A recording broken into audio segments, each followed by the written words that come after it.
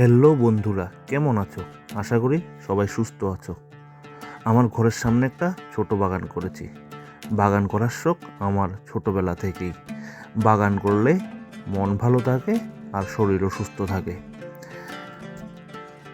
ছোট চারা গাছটি যখন আদর যত্নের পর বড় হয়ে সুন্দর ফুল ফোটায়, তখন মনটা আনন্দে ভরে ওঠে। রং বেরঙের ফুলের সৌন্দর্যে প্রজাপতি এবং মৌমাছিরাও ছুটে আসে। ডাক্তাররাও বলে থাকেন বাগান করলে নাকি হার্ট অ্যাটাকের ঝুঁকি অনেকটা কমে যায়। তাই বাগান করুন, সকলে সুস্থ থাকুন।